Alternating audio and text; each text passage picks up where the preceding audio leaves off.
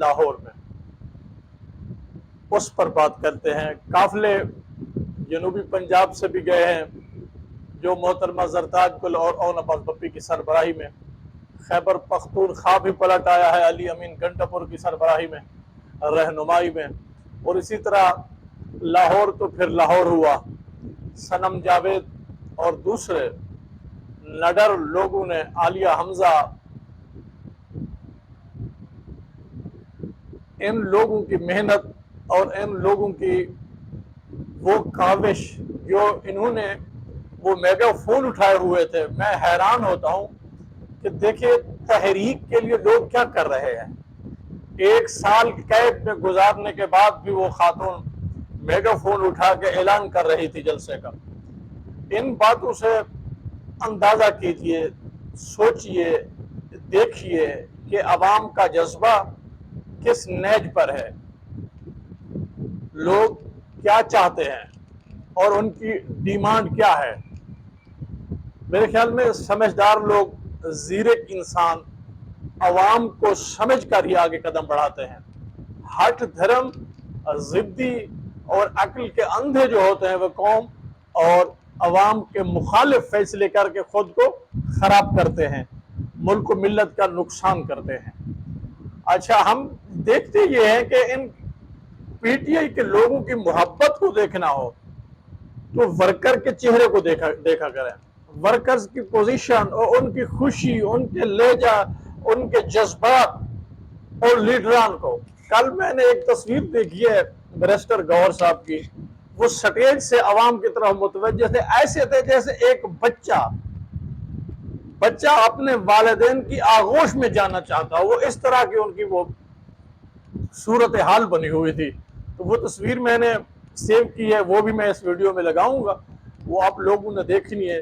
بہرحال ایک بات کنفرم ہے، ہمیں ماننی پڑے گی کہ پی ٹی آئی کا ورکر 2 سال کی صعوبتوں کو جھیلنے کے بعد پھر آن روڈ ہو گیا ہے، پھر روڈ پر آ گیا ہے، پھر اس کا وہ خوف، وہ وحشت، وہ ختم ہو چکی ہے۔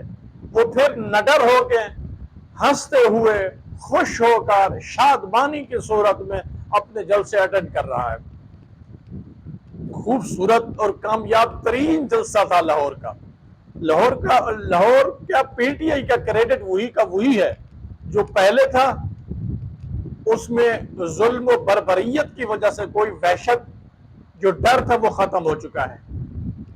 یاد رکھیے، جب عوام کے ذہن میں ڈر ختم ہو جائے تو اس کے بعد بہت کچھ ہو سکتا ہے، بہت کچھ ہو سکتا ہے، اور خدا کرے یہ بہت کچھ ملک اور قوم کے لیے مثبت ہو، اچھا ہو، ترقی کی منازل طے کرے، اور روحوں کے رشتے بحال ہوں، اخلاص ہو، محبت ہو، رواداری ہو، مساوات ہو، تاکہ ملک خداداد کا نام روشن ہو، اور ہمارے لوگوں کے درمیان جو مسالک کی جنگ ہے، جو مذہب کی جنگ ہے، یہ ختم ہو، ان میں محبت پیدا ہو، یہ ایک قوم بنے، پاکستانی بنے۔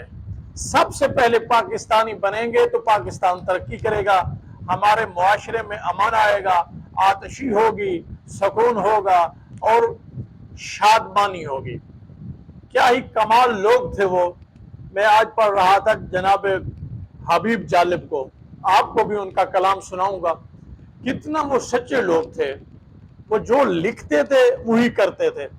جالب صاحب روڈوں پر گزری ہے، ان کی سڑکوں پر گزری ہے، عوام کے ساتھ گزری ہے۔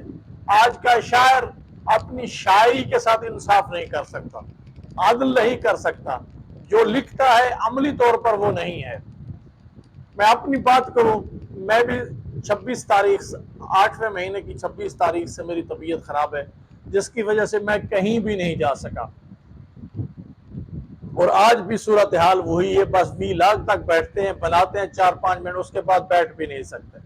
دعا کریں اللہ تعالیٰ شفائے کاملہ دے، اور ہم بھی روڈوں پر لوگوں کے ساتھ جلسوں میں شرکت کریں اور اپنے ایمان کو پختہ کریں۔ آئیے سناتے ہیں حبیب جالب صاحب نے کیا کہا ہے۔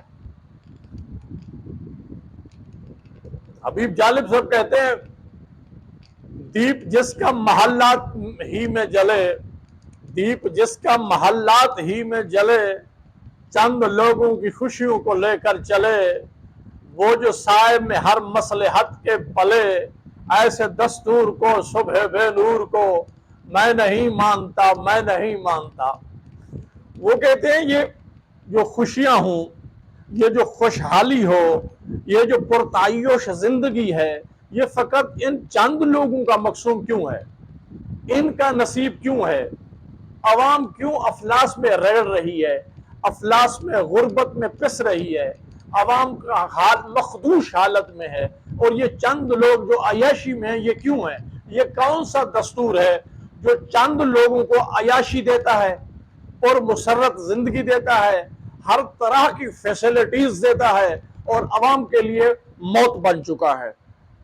آگے وہ اگر بند لکھتے ہیں، میں بھی خائف نہیں تختہ دار سے، میں بھی خائف نہیں تختہ دار سے، میں بھی منصور ہوں کہہ دو اغیار سے۔ منصور علی الحق کا نعرہ لگایا تھا منصور نے، تو اسے دار ملی تھی۔ اس حوالے سے شاعر کہہ رہے ہیں کہ میں بھی اپنی نظریہ، اپنے ایمان کے ساتھ ڈٹا ہوا ہوں، میں خوف زدہ نہیں ہوں، وحشت مجھ کو کچھ نہیں کہتی، میں کسی ڈر میں مبتلا نہیں ہوں، میں بھی خائف نہیں تختہ دار سے، میں بھی منصور ہوں کہہ دو اغیار سے۔ کیوں ڈراتے ہو زندہ کی دیوار سے، کیوں ڈراتے ہو زندہ کی دیوار سے؟ ظلم